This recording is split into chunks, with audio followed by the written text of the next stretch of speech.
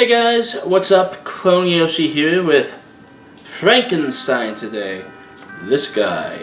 So this is a 1931 classic. I'm sure most of you know the basic beats of this movie, so I'm not gonna go watch it if you haven't seen it, because you probably already know what this movie is, even if you haven't seen it. But you should still watch it if you haven't seen it. So yeah, if you don't want to be spoiled completely, you'll watch it, but you'll get the basic gist if you know the pop culture of Frankenstein already. But yeah, so this movie is a classic in its own right, and it's pretty much what most people associate with Frankenstein's monster today. So yeah, the basic look is what people associate with Frankenstein. The basic look for The Bride and the sequels is what people associate with horror too. So yeah, these Universal monsters really set the look for these classic novel characters a lot of the time, it looks like.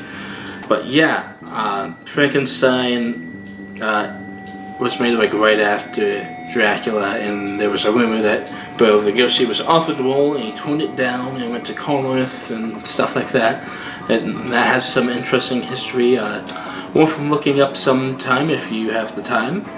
Another interesting factor in this movie is this movie was censored for a long time. There was a couple scenes that were cut. You could probably guess if you know anything about like the pre-code era and what needed to be cut. The line where Frankenstein becomes alive, where Dr. Frankenstein's like, he's alive, and he says, now I am God, or whatever. Like the God line from that was cut. They replaced it with like thunder over him. So that's back in this now. Another thing that was cut was the drowning scene. I think they had the beginning of that scene in, and then they cut before he actually did the thing. And you can kind of tell from how weirdly it's cut sometimes that this probably didn't used to be cut, but now it is cut. Because some of the edits around that scene are kind of weird, like when he's running through the woods again, that's kind of cut weirdly. But yeah, that was lost for a long time, but a lot of people know that scene really well, so even though it was lost, it is part of the essential package of Frankenstein. People know that scene really well, even though people didn't see it for years until it came back. So that's an interesting factor, and says how good this movie is, that a scene that wasn't in the movie for a long time is now one of the most notable scenes from the movie itself. Another thing in this movie is Boris Karloff. This is like one of his first movies, and he is awesome in this. He doesn't get much like gravitas to this scene, to this movie, besides for the goers, but he has the facial structure that he gets so much across with this that you're like, damn, that is awesome. And then he explores his acting further in the sequel. He's probably the best Frankenstein, at least in my opinion. You can have a different opinion than me, but I think he's the best Frankenstein, at least in the Universal stuff. This kind of goes against the book a bit in a few places, but it has some of the basic elements, but like the humanization of the monster doesn't really happen in this movie. That happens more in the sequel though. What else happens in this movie is they call Dr. Frankenstein Henry instead of Victor. Yeah, it's another name swapping thing. I don't know why they keep swapping names in these older Universal movies. It doesn't make sense. I guess it's just so they can have their own thing. I don't know why they did that, but Victor Frankenstein does better than Henry. What else is there to talk about this movie? Well, I like the cinematography in this. This is directed by James Whale, who does awesome work in the sequel. Does awesome work with Invisible Man.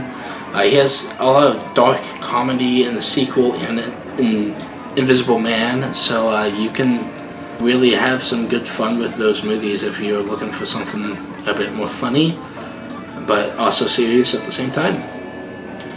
But yeah, some weird stuff I want to talk about that's not directly associated with this movie is if you're looking to buy these on DVD, I recommend it because they have some decent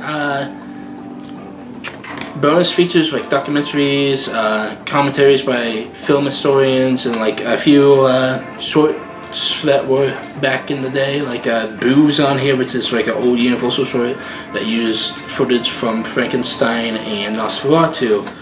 But a thing that I want to talk about is that there's a few different releases of the Universal monster movies, and the best way to go about it is they have the Legacy collection for all the different monsters. Like I have the Wolfman one, which comes with the Wolfman and all the movies the Wolfman's in, and Werewolf of London and She-Wolf of London.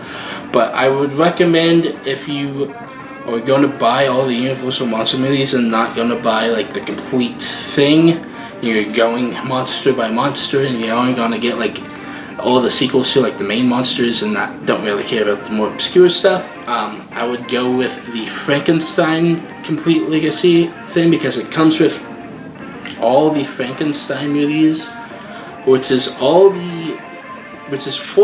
of the just Frankenstein movies and all the crossovers. So it's Frankenstein meets Wolfman, House of Dracula, House of Frankenstein, Abbott and Costello meet Frankenstein.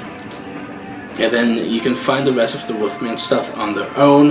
I would also recommend, if you pick up Creature from the Black Lagoon and you want the sequels, you need to get the Legacy collection because they don't have the sequels on their own yet.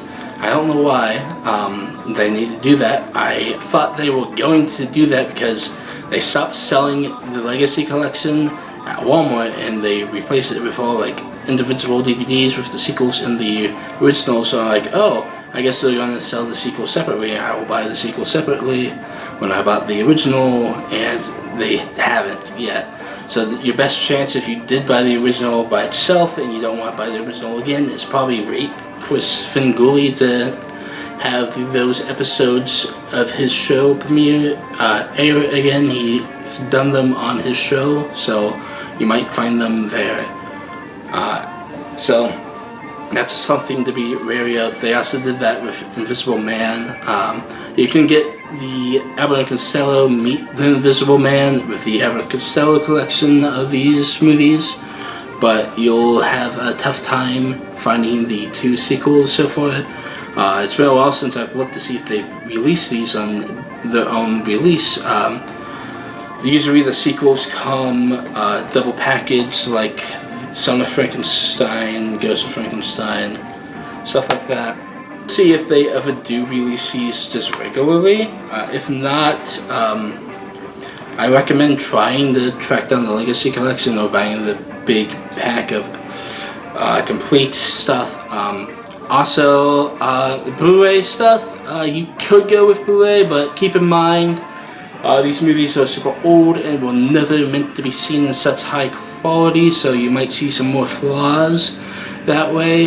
So if you want more of the original, like what am I supposed to see stuff, you might want to go with DVDs because they're crisp and not shitty film stock, but they're also not high def to the point where you see all the stuff you weren't supposed to see. You might see some of that in the DVDs already, but it's a lot worse in the Blu-rays because the Blu-rays are so clear, so that might be something you need to think about. I mean, some of the shots look amazing in Blu-ray, but some of the shots you're like, yeah, I can see some of the flaws here. So, something to keep in mind. Also, if you do buy some of these are set up weirdly. Your best bet is you watch them on Xbox or something where you have like the two different menu options, because they have like the title menu and the main menu for the movie that it's in. So you have to mess with the different menu buttons, and if you don't have more than one menu button on your remote, you might be screwed into watching only one of these, and then you have to, and if your DVD player like keeps track of where you are on the disc, it will not go back to like the main menu to select the other movie, and they don't have a back button. I think these are like oddly adapted. I don't know why they're so messed up like that, but that's something else to keep in mind. That's it for Frankenstein and DVDs about buying stuff. I recommend buying them if you are into this genre and this time period of horror movies. So yeah, I'll see you guys tomorrow, and I will be reviewing The Wolfman tomorrow. Okay, see ya.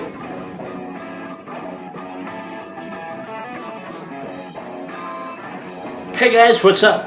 CloneYoshi here. You can probably tell what day I'm filming this if you've been watching all these reviews.